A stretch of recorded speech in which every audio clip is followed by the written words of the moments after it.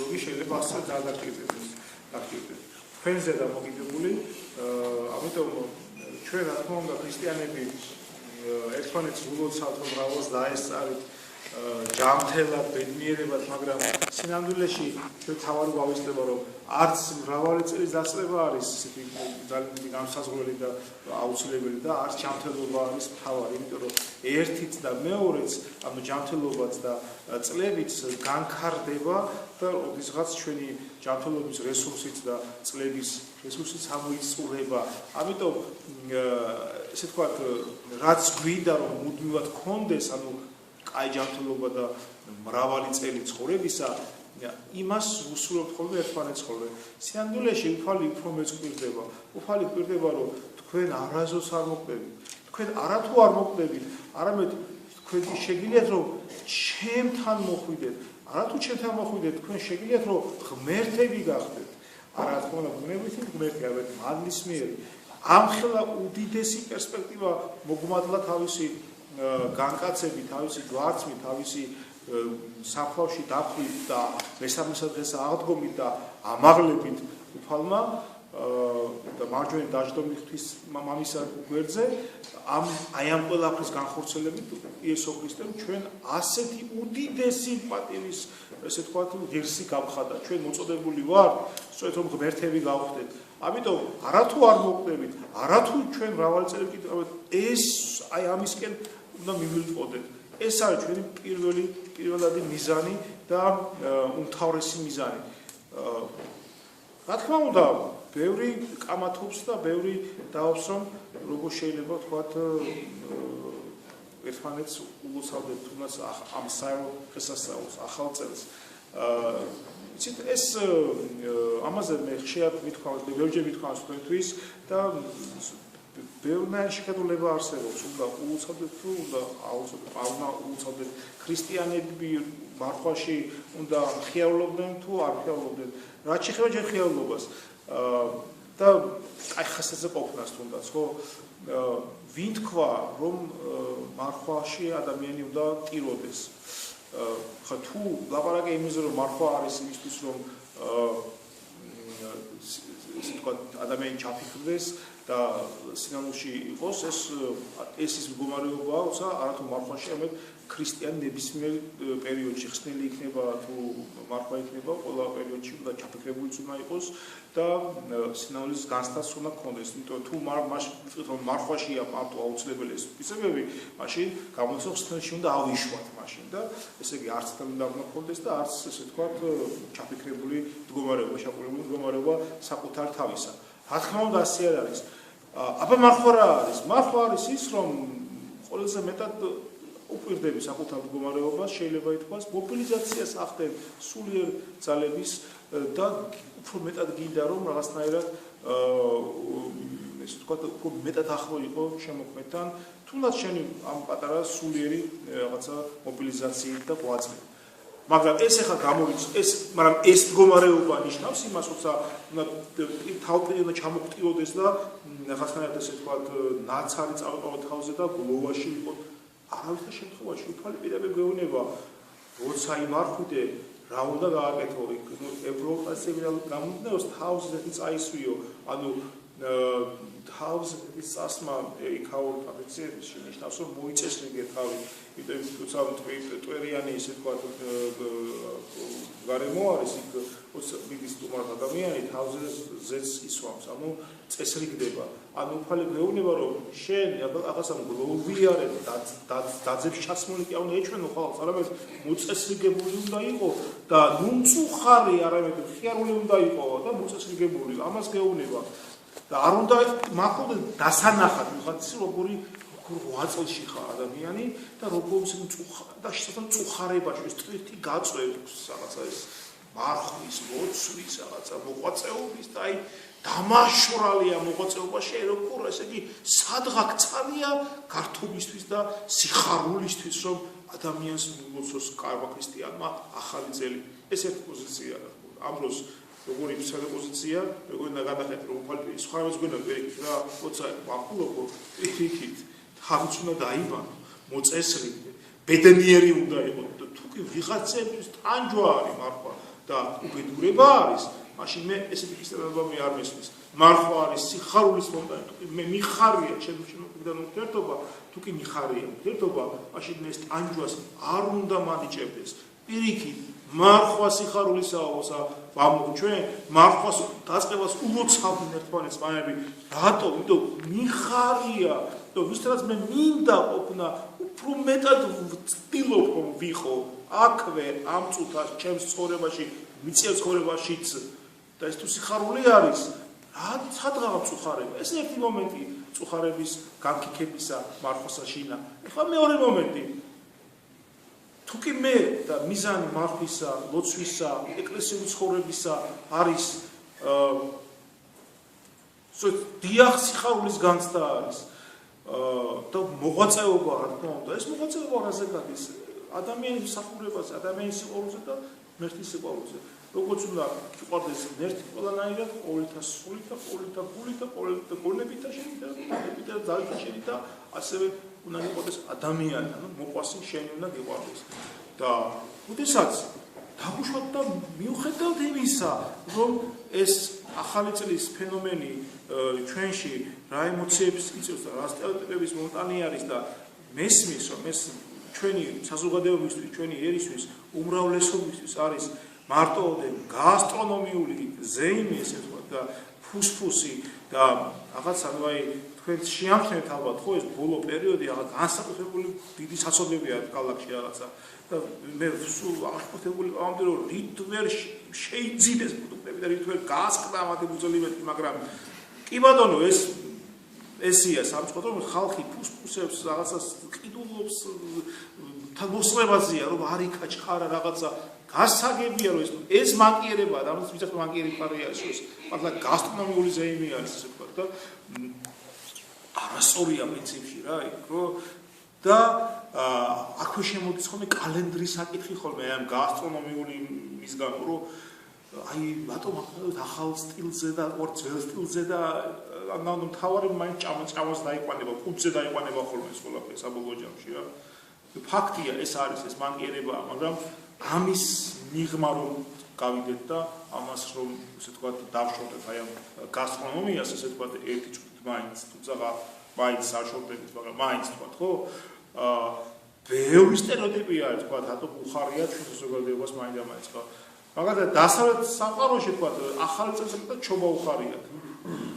ვთქვათ, მაგრამ ჩვენთან ეს გასაგებია ამაზე ბევრი მithავს და ახალს განმეორებ რომ ეს იმიტომ ვიხარ რომ ერთადერთი ადამიანური დღესასწაული საბჭოთა კავშირში იყო ახალი წელი. დანარჩენი ყველა ხელოვნური იყო, შეერთებული იყო ის ბლადების 1 მაისის, ვამარტების და 7 ნოემბრების და ახალი წელი იყო ერთადერთი არაიდეოლოგიზირებული დღესასწაული, ადამიანური დღესასწაული და დასვენება იყო ამ პერიოდში. და ამიტომაც გასაგებია რომ ეს დარჩა თაობებში და ინერციით გადაეცემა ახალ თაობებსაც და ნუ ეს გასტრონომია ესე ვთქვათ ამასთან თანხმედრე იყო. გასაგებია ეს რომ ეს ყველაფერი ამასთან დაკავშირებული იყო და ეს მოდის აქამდე ასე ინერციით დღემდე. მაგრამ ყველაფრის ამის მიუხედავად ვთქვათ ხო? აი ქრისტიანი ვარ, მარხვასაშინა ვარ ვთქვათ და მიუხედავად ისა ჩემი მეზობელი, ჩემი ნათესავი, ჩემი ავიც ახლობელი, რომელსაც არ ესმის, ეს გაუაზრებელი რაღაცა სიხარულის გრძნობა აქვს და გახარებული თვითონაც არ იცის რატომ და რისთვის, ხო? და მე მიგოცავს ახალ წელს და მეუბნება მრავალს დაისწრებ. თუმცა ვიცი რომ არც მრავლის დასწრება მნიშვნელობა ჩემთვის და არც ჯანმრთელობას ვთქვათ, მაინდამაინც. ხო? იმიტომ რომ კიდევ მეორე თუ კი მე ვცხონდები, თუნდაც ესვე გამიყვანოს უკავმა პრობლემა არ არის, ხო? მაგრამ მაინც ის რომ არ ვარ ამისთვის მზად, იმიტომ რომ ვერ ცხონდები, ეხლა გამიყვანოს, ამიტომაც ვითხოვ წლებს, თქვა. ვითხოვთ ალბათ იმედია ამ მოტივით, ხო? მაგრამ მას ასე ესმის და ასე უხარია. მე მას ეხლა უთხარო ვიცი რა, მეგობარო თუ გათესავო თუ მეზობელო თქვა, შენ არ იცი რაღაცე გეშლება რა.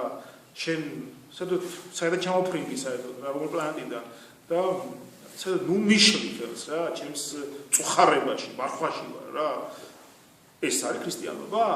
თქვა, ამ ბაქოს უხარია და არ მოუხდო ნაცვლისკენ თქვა. იმიტომ რომ ეს წარმართული დღესასწაულია თქვა და იმ ბავშვს რაღაც ეს სიხარული ის ჩაუკლა თქვა ეს ქრისტიანობაა თუ პირიქით რომ მოდი ძმაო გილოცავ შენს მრავალს დაესწარი უფრო უკეთესი გავხდარიყავი რა ამ წელს იყავი თქვა მერთმა დაგლოცოს თუნდაც მრავალს დაგასწროს ეს არის თუ არა მისი უძლურების თანაგაზიარება თანატვირთვა თუნდაც აბა რა ქრისტიანობა ურთიერთარ სიმძიმის ტვირთვა არის და ასე აღსრულება ჯული ქრისტეს იყოს პავლემოცკული გეუბნება თუ კი მისი უმეცრება თქვა შენ ადამიანების უმეცრება ამ გაგებით რომ მარტოდენ გასტრონომია არ დასწავლო თქვა და უხარე ადამიანს გაეჭამა ამ პერიოდში თქვა თუმცა სხვა დროს მინუშლის შევას მაგრამ მაინც თქვა ამ პერიოდში უხარე მაინდა-მაინც ხო რატო გინდა რომ ჩააშხამო რა თუ კი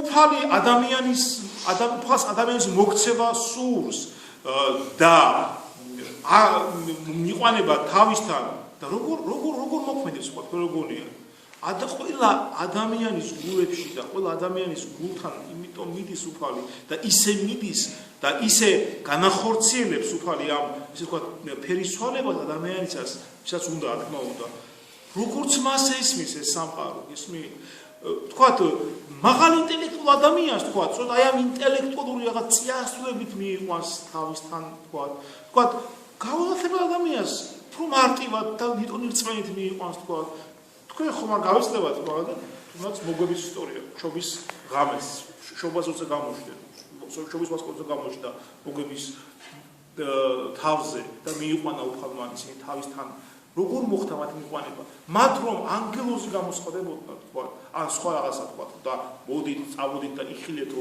ესე თქვა უფალისა დაიბადა ისინი მას არ ერწყმნებოდნენ იმიტომ რომ არ წამდა ამ ყველაფრისა რისი ესმოდა რაშიც იყვნენ პროფესიონალები ეს ხალხი რაც იმ საზომით იმ მიმართულებით იმ ესე თქვა ეშვება იმ აზროვნებაზე უფალი თუნდაც დარეთ აზროვნებაზე და იქიდან ხდება ამოყვანება და მიყვანება უფრო მაღალ აზროვნებამდე უფალი ამას აკეთებს და თუ კი უფალი ამას აკეთებს ჩვენ რა უფლება გვაქვს თქვა არა აქვს ადამიანს თქვა ისეთი აზროვნება ქრისტიანული თქვა ხო არ იცის რას მიოცავს და რა უნდა თვითონ მაგრამ ჩვენ ამიტომ რა მის სიხარულს თუნდაც გაუაზრებელს და თუნდაც არასწორს წიხლი უნდა დავაჭიროთ და არაფერს არ ჩავაგდოთ არა რა თქმა უნდა ეს ერთი მომენტი მაშინ ესე იგი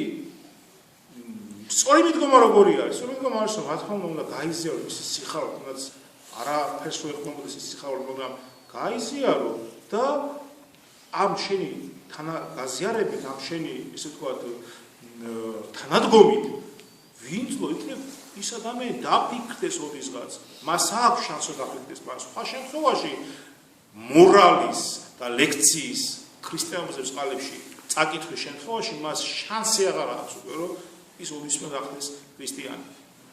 იმიტომ რომ არავის არ უყვარს სწორედ მენტორული ტონით და რაღაც დამოწმუთი რაღაცა მომენტებით რაღაც ის ჭუის სწავლება. საერთოდ არავის არ უყვარს ჭუის სწავლება ზოგადად ეს ესეა. იმიტომ ყველანი ვართ ჭკვიანები და ყველაფერი კარგად ვიცით ზოგადად რა და ვიღაცა მოძღვრავს არ მივასწრება საერთოდ რა ეგეთი რაღაცეა. ეგ ადამიანის ბუნებაა ეს საერთოდ რა სამწუხაროდ დაცემული ბუნებაა ჩვენ. მაგრამ კარგი ჩვენ გვინდა თუ არ გვინდა ეს საერთოდ დაკვირდებული ჩვენს ყოფიერებაში. ქრისტიანმა როგორ უნდა აიაზროს ეს ახალი წელი პრობლემა. ზოგადად ახალი წელი რა თქმა უნდა ბევრნაირ სექტემბერში იწყებოდა, თებერვალში იწყებოდა, ახლა იწყება ახალი სტილი, ძველი სტილი. პრობლემა ეს ათulis პრობლემა კი არ არის. ოღონდ ადამიანის დამოკიდებულება როგორ ხდება ამ ათulis ესე ვთქვათ მომენტს ეს არის. ქრისტიანული დამოკიდებულება ესეთი არის მაგალითად. თუნდაც ილია ჭავჭავაძე გვეუბნება რომ რა გვიხარია ახალი წლისაო. მაშინაც უხალოდ ეთყობა ესე ვთქვათ ახალი წლის შეხვედრა. ეს ყველაფერი გვაახლოებს სიკვდილს, ხო? და ეს თუ სიხარულო კი ბატონო გაიხაბეთო. პრობლემა არ არის. მაგრამ როგორი უნდა იყოს ზოგადად ახალი ესე ვთქვათ მიღება, ესე ვთქვათ და გააზრება. ზოგი ამას ასეთ რაღაცას რომ ვთქვათ, შევაჯამოთ ჩვენი განვლილი წლის შედეგები, ვთქვათ. სად შეგვიშალა, სად ესე ვთქვათ, კაი საქმეები გავაკეთეთ და ამ ესე ვთქვათ წლის შეჯამება და ანალიზს ესე ვთქვათ უთმობენ ადგილს. ესეც არა უშავს რა, მაგრამ ესეც შეიძლება რომ ამგვარად იყოს ვთქვათ, ხო, რომ აი ამ წელს ეს გავაკეთე. ზოგი ამას მატერიალურ კუთხით აფასებს, ზოგი სულიერ კუთხით. კი, შესაძლებელი არის, მაგრამ ქრისტიანისთვის ეს რაღაცა ანგარიშწორება საკუთარ თავთან რაღაცა წლის ბოლოს კი არ ხდებოდეს, ალბათ აუცილებელი არის რომ ყოველი დაწოლის წინ, ყოველ დღე თუ ღამეს საოცარ ვიძინებთ, მაშინ საკუთარ თავთან რჩება ადამიანი მარტო ყოველ დღის ბოლოს მოახდინოს ანგარიშწორება ქრისტიანმა საკუთარ ალბათ ეს უკეთესია ცხადია, მაგრამ თუ ესე არ ხდება მაინც, თუ წლის ბოლოსაც არ აუშავს რა, შეიძლება შეჯამება ოღონდ გულწრფელად ცხადია, თორე მასე ჩვენ ყველაზე კარგები ვართ, ყველა ჩვენები ვართ ეს ასეთი დამოკიდებულებით არა. კრიტიკული დამოკიდებულება ცხადია და რაც თავარია, ყველაზე სწორი ალბათ დამოკიდებულება ახალი წლის ასე ვთქვათ დადგომასთან და ასე ვთქვათ ლოცვით დამოკიდებულებისთან ერთად იქნება ის, რომ შევთხოვოთ მაღალ ღმერთს, რომ მართლაც ამ ვახსენიო ეს სიტყვა, რომ ის ესე ვთქვათ ასტრონომიული ესე ვთქვათ პერიოდი რაღაც 365 დღე, რაც მომდევნო წლის ესე ვთქვათ კალენდარულ სისტემაში არსებობს, ხო? შევთხოვოთ მაღალ ღმერთს, რომ აი ეს პერიოდი ჩვენ გვეტარებინოს უფრო კარგად, უფრო ამაღლებულად, უფრო კარგ ქრისტიანად, ვიდრე გასული 365 დღე. ანუ სურვილის დონეზე მაინც რომ გამოვთქვათ ეს მაინც, იმიტომ რომ წმთელი სურვილი მოგესალმებით ნახევარი საქმე არის. აქედან გამომდინარე, თუ კი ჩვენში ეს სურვილი აღიძრება მაღალი მეთის წლებში დგომის პერიოდში, ანუ ლოცვის პერიოდში, გულწრფელის პერიოდში ღმერთო მომდევნო ერთი წელიწადი შემაძლებინე რომ მე ვიყო უფრო კარგი ვიდრე ვიყავი, უფრო მეტად მებრძოლი ჩემ მანკიერ მხარეებთან ვიდრე ვიყავი ამ ბრძოლაში, ამ უფრო მეტად გამარჯვებული ვიყო ჩემ ცნობებზე ვიდრე ვიყავი ამ გასულ წელს განმავლობაში, აი ასეთი დამოკიდებულებით თუ შეხვდებით ამგვარი ლოცვით და ასეთი განსხვავებით თუ შეხვდებით ახალ წელს, მაშინ ერთმანეთ ეს არის ყველაზე აღმატებული დამოკიდებულება და ყველაზე საზრიანი და ყველაზე კრისტალური დამოკიდებულება თქვენი ცხოვრებისა დმი და თქვენი და შემოქმედის ურთიერთობისადმი და მაშინ შეიძლება ითქვას, რომ მართლაც აი ასე თუ ამ მიმართებით თქვენ ილოცებთ და ესე ვთქვათ ამ განწყობით და სულებით აღძრული მიმართავთ უფალს, მაშინ მერწმუნეთ თუნდაც იმ თქვენ ურწმუნო თუ მორწმუნე თუ რა ვიცი, როგორ თუ გასტრონომიის მოყვარული მეზობლები თუ მეგობრები მასეები იქნებიან, მაშინ ესე აღარ მაშინ მათაც ჩაეხუტებით, მათაც მიულოცავთ და საერთოდ იქნებით ლაღები, ბედნიერები და მოსიყვარულები რა. და არ იქნებით დაბოღმილები მიუხედავად პრობლემებისა, არ ჩამოგტარგეთ თქვენი სახე ყოველთვის მომღიმარი იქნება და არ იქნება მომტირალე, ესე ვთქვათ და შეწუხებული, აი ასაც სამწუხაროდ კიდევ პრობლემის მიუხედავად კი მესმის ბევრი პრობლემა არის, მაგრამ შეწუხებულობა გამომდინარეობს იმიტომ კი არა რომ ჩვენ ვერ ვაგვარებთ პრობლემებს, იმიტომ კი არა რომ პერსპექტივას კი ეგრე არის, ვერც ვაგვარებთ და პერსპექტივასაც ვერ ხედავთ. ეგრე არის, მაგრამ ყველაზე მთავარი მიზეზი რატომ არის? რატომ ვერ ხედავთ პერსპექტივას, რატომ ვაგვარებთ ამ ყველა პრობლემებს და ასე იმიტომ ჩვენ რომ არ გვაქვს სასწრება ღვთისა და იმედი ღვთისა რომ არ არსებობს ჩვენში აქ მაინც აბულის ადამიანებს ზოგადადებას ამიტომაც ჩამოგვტირის ეს საქმეები, ამიტომაც მოხუშულები ვართ რა, აი ჩვენი ხალხის დადის ესე ქუჩაში არ გვწამს იმედი არ მაქვს მის და იმიტომ რა, თორე პრობლემებს ვინ დალებს ამ ქვეყანაზე და საერთოდ დედამიწაზე ქრისტიანი ამით გამოირჩევა რა განაყენებს პრობლემები არ აქვს ოფიტი ან სხვა რამე, მაგრამ მას აქვს იმედი შეხვედრისა რომ ის შეეწევა მას და საერთოდ რა პრობლემებით, განსასწრებით გამოიწვევთობა ადამიანის სული, გული, ყველაფერი ცნობიერება, პიროვნება ყალიბდება ასე სწორედ რა. თუმცა რა თქმა უნდა ჩვენ წუწულები უნდა. ამიტომ როგორც უფალი გეუბნება მართლაც დაიბანეთ თავი, კარგი სულამო დაისხით, მოწესრიგებული იყავით, ბედნიერები იყავით, გახარებულები იყავით და ისეთი ქრისტიანები იყავით, რომ თქვენი შემხედვარე სხვა ადამიანს მოუნდეთ ქრისტიანობა რა. ყველაზე პროგრესული, ყველაზე განათლებული, ყველაზე თავისუფალი, ყველაზე ბედნიერები უნდა იყოს ქრისტიანები. ესია, იმიტომ რომ პრობლემები არ აქვს და ყველაფერი მოგვარებული არა, იმიტომ რომ თქვენ ყველაზე მაღალი მოწოდება გვაქვს, რომ გახდეთ ღმერთი, რაც სხვას არ აქვს. სხვა ყველას აქვს, ყველა მოწოდებული, მაგრამ ჩინებული, ბევრი მაგრამ რჩეული ეწოდა და თუ გინდათ იყოთ ქრისტიანები და იყოთ რჩეულები, ეგეც თქვენი უფლება და ნება არის და თქვენი არჩევანი არის და იყავით ეს რჩეულები რა, რაც გულისხმობს ასე დამოკიდებულებას. ღმერთმა გაგლოცოთ, ღმერთმა გაკურთხოთ და ღმერთმა როგორც თავში თქვი, იმდენი ხანი მოგცეთ, ანუ იმდენი წელი დაგასწოთ ამ დედამიწაზე და თქვენ სხეულში, რამდენი საჭირო იქნება თქვენი გაღრთობისთვის, არც მე და არც ნაკლები. ამინ.